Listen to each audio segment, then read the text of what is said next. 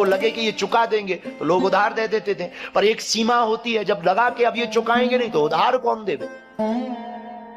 परिचय तो था नहीं, पर साधु घर पर आए, भूखा चला जाए। तो चीरधर अपनी पत्नी के पास गया और बोला कि आज क्या अतिथि को, संत को खवाएंगे। पत्नी बोली महाराज कुछ भी नहीं, कुछ नहीं बचा है, क्या किया जाए।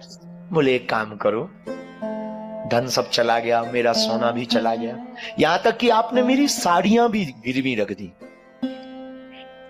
कुछ तो मिल जाएगा। कैसे काटे। तो एक नुकीली चीज देखी, अंधेरे में बालों को काटा पत्नी के, कहीं खून बह गया, कहीं वो नुकीली चीज लग गई। पर पत्नी का, स्त्री का सिंगार बाल है, केस, स्त्री का सिंगार केस है।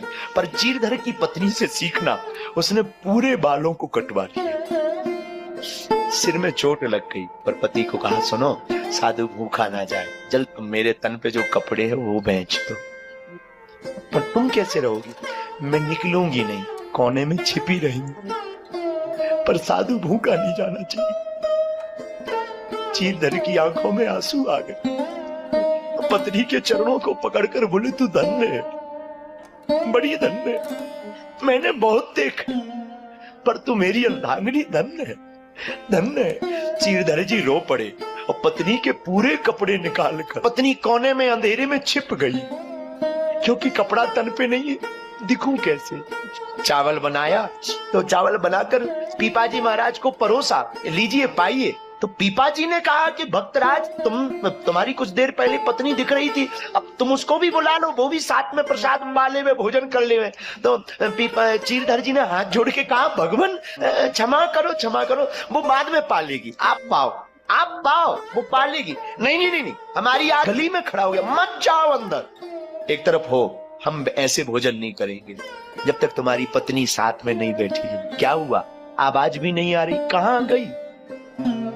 जब पीपाजी की पत्नी अंदर गई तो कोने में लुकी छिपी रो रही थी, बाएं पकड़ी, क्या बात है, ये तुम्हारे कपड़े कहां गए, कपड़े कौन ले गया। चीरधर की पत्नी कहती है बहन हमारे घर पर खाने को कुछ नहीं। पीपाजी महाराज की पत्नी सीता सहचरी की आंख फट गई, दहाड़ कर रो पड़ी, धन्य है तू, धन्य है। जो कौपीन, जो वस्त्र पहन रखा था वो आधा कपड़ा शरीर को लपेट दिया, प्रणाम करके चीरधर को कहा हमने बहुत साधु से भी देखे और तुम्हारे जैसा नहीं देखा। भगवान आपको बताए ये कथा हमने भक्तमाल में पढ़ी, जितनी बार पढ़ी उतनी बार शरीर हमारा ठिकाने नहीं रहा। बाद में चीरधर को भी ठाकुर के दर्शन हुए, 4-5 और महात्मा आ गए, रोज की आदत थी भंडारे की, और जहां भोजन पाने महात्मा बैठे और प्रसाद लगाया, उन्हीं बीच में चतुर्भुज रूप लेकर के नारायण खड़े हो गए। चीरधर बुलाओ अपनी पत्नी को, आज का प्रसाद पाकर मैं धन्य हो गया हूं। गोविंद भी कहते कि मैं धन्य हो गया हूं।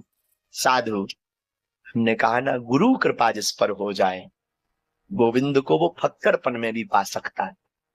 ये बहुत जरूरी नहीं है कि हमारे पास में, भगवान उसमें भी तुमको दर्शन देंगे। इसलिए चौपाई बड़ी प्यारी हम